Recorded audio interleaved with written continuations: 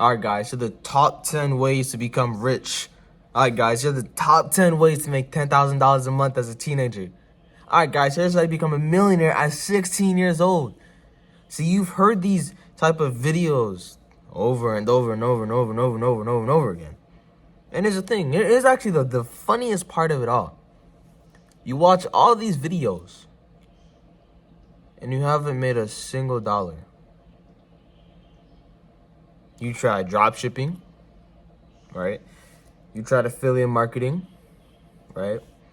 You tried SMMA, right? You tried all of these things, but not one has worked. And so I ask you, why do you think that is? Why do you think none of these business models, right, work? It's not the business model that's wrong. It's you. You are the problem. That's it.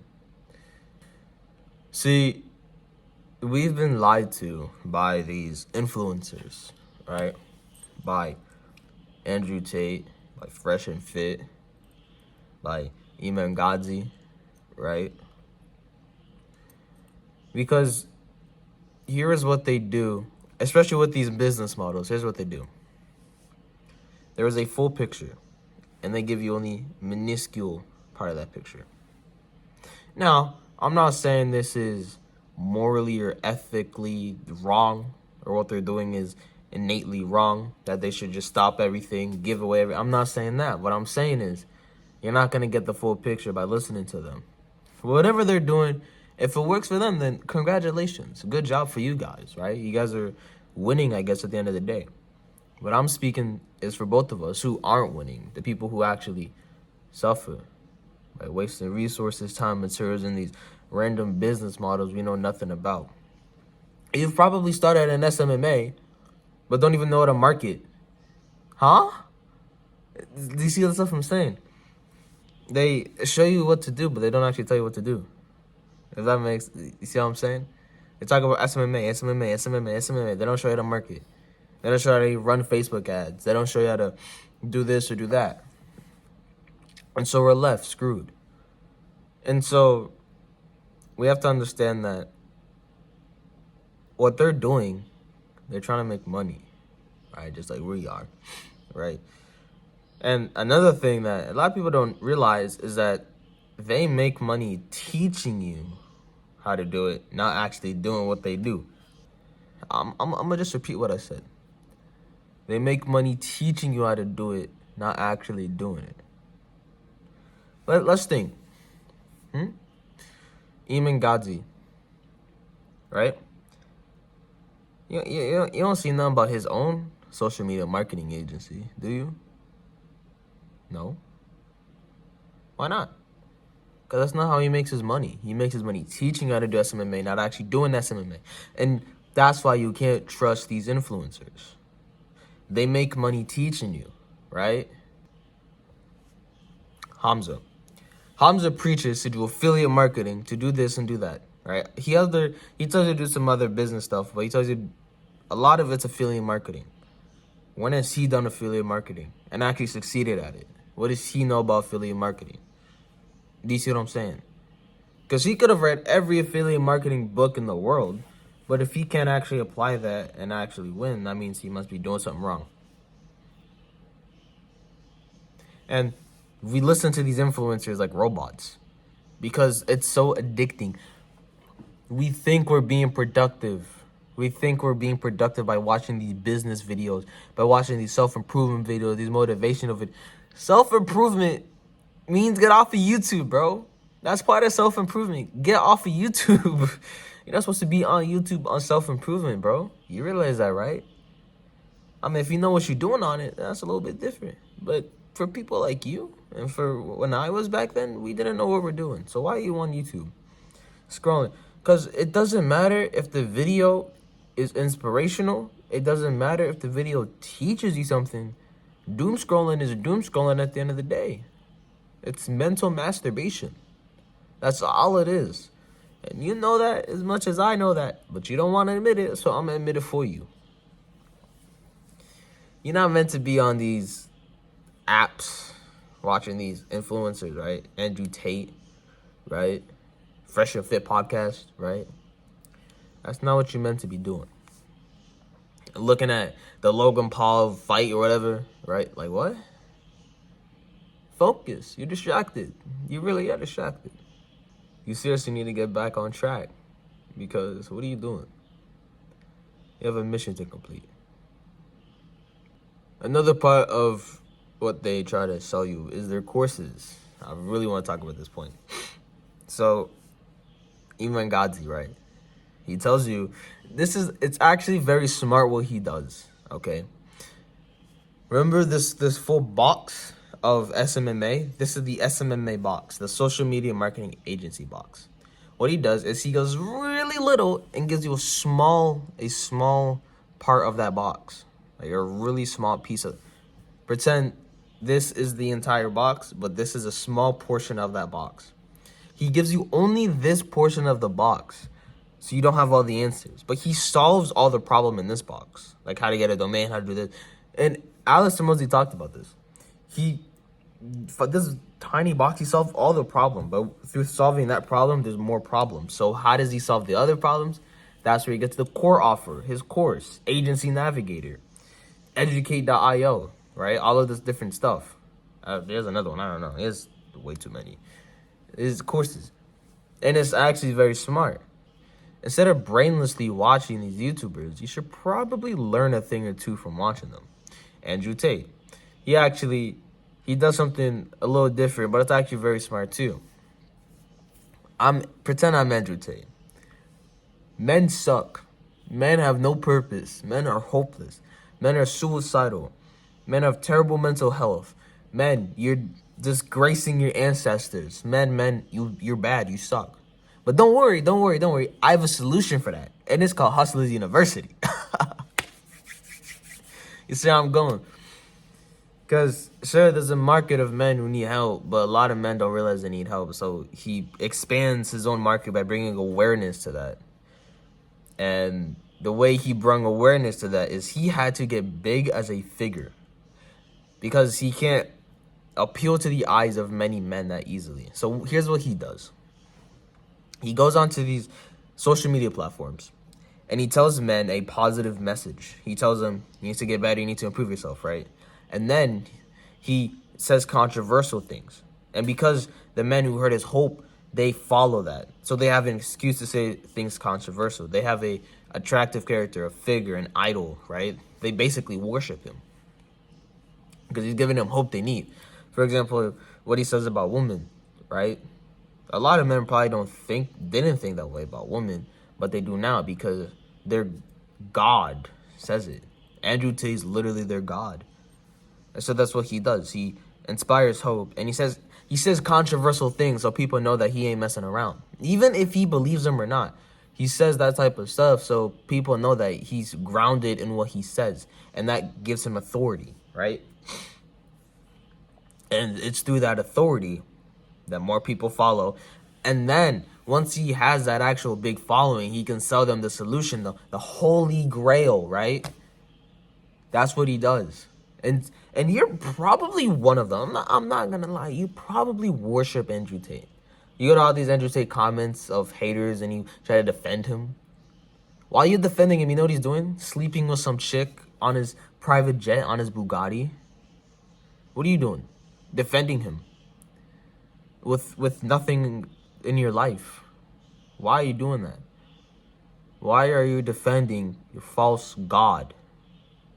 Stop worshiping Andrew Tate, because that's all you're doing. It's depressing. Seriously. I'm not trying to sell you some course by saying you suck or whatever. I'm not trying to do that. But stop worshiping Andrew Tate, bro. It's on that note, actually, I'll actually tell you what you need to hear. So just click the first link. It's a Calendly link, and it's just hop on a call with me for free. So we understand that these influencers give you courses to not help you, but to make themselves money, right? In a business sense, they're smart. But from a consumer sense, they seem like God, even though they're not. And so we're left to wonder, okay, how do I actually make money? And this is a good part I touched about in the last video. The reason you can't follow these influencers like Andrew Tate, like Iman Gadzhi, like Hamza, right? I have way more respect for Hamza than everyone else. But even him, the reason you can't follow these influencers, maybe not so Hamza, but still, because they're lustful and greedy for money. See, Andrew Tate has so much money, bro. But do you know why he still sells courses? Not because he wants the money, but because he needs the money. Money controls him. See, money, that making money, that is the matrix he talks about so much. He is part of the thing he talks about. He is in the matrix. He doesn't realize it. He makes more money. New girl. New yacht. New jet. New supercar. New Rolex, new watch, new shoes, new hat, new necklace, new earrings, new sunglasses. He needs new because he's never satisfied. That is the matrix. More. And he doesn't realize it. He talks about matrix this, matrix that. You are in the matrix. You suffer from it the most. Because you have the most to lose. You have all of this wealth to lose. So that means you suffer from it the most. But he doesn't realize this. And he won't say nothing about this, even if he does realize it. Because that's how he makes his money. He needs the money. He is greedy and lustful for money. But nobody will bat an eye, right? Because that's how it is. That's just how it is. He can't be content with what he has. And you're listening to these type of people? Because, look, what we want isn't that supercar, that Bugatti, that jet, that watch. That's not what we want. What we want is a loving wife, a loving family, right? We want a house isolated from most people, right? And we want to chill. We want to love, right?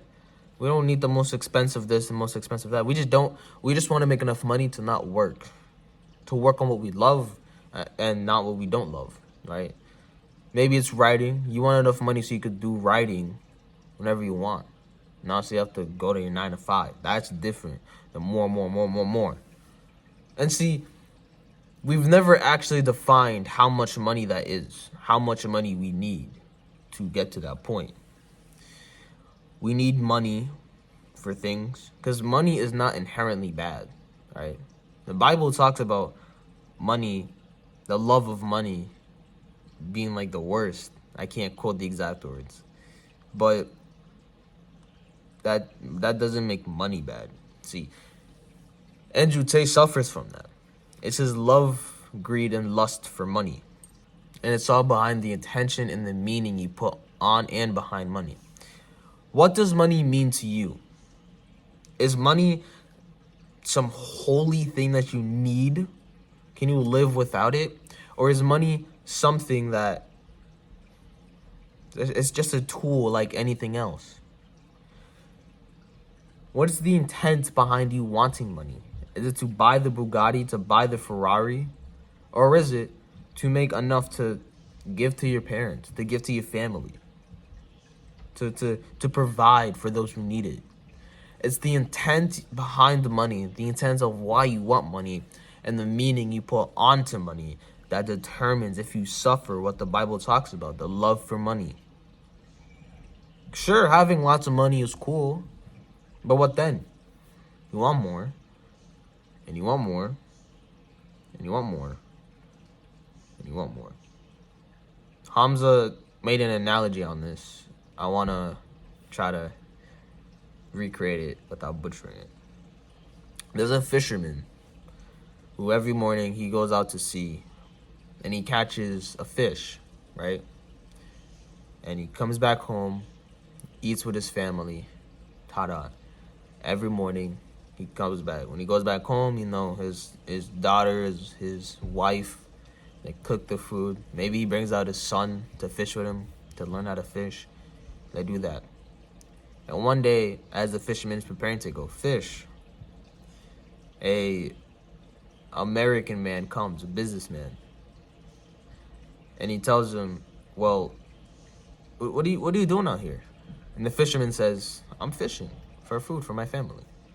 And the businessman says, "Why don't you start a fisherman business or hire someone?"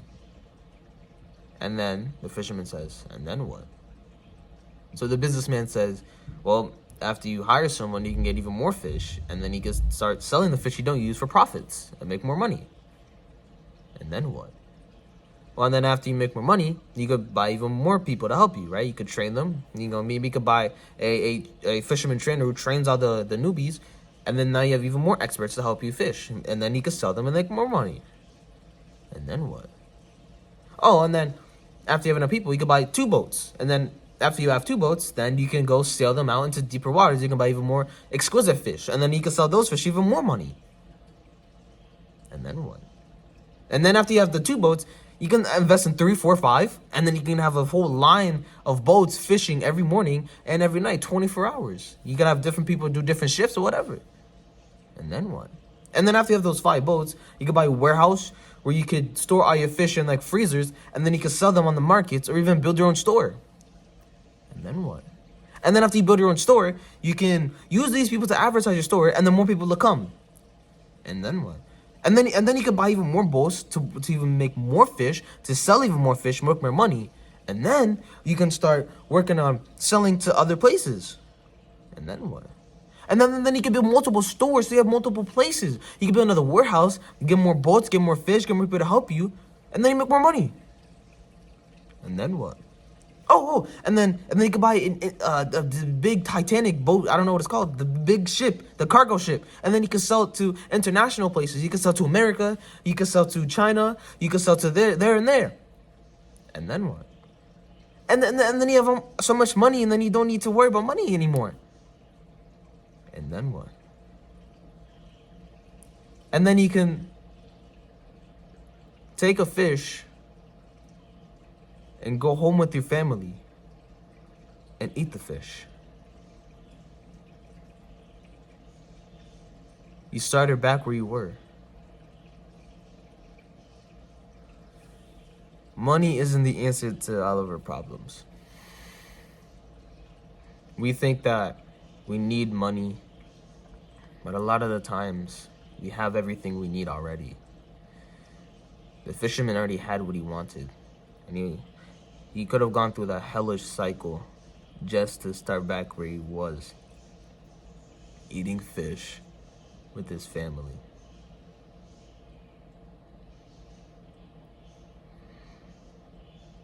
And so the question becomes, how do we actually make money?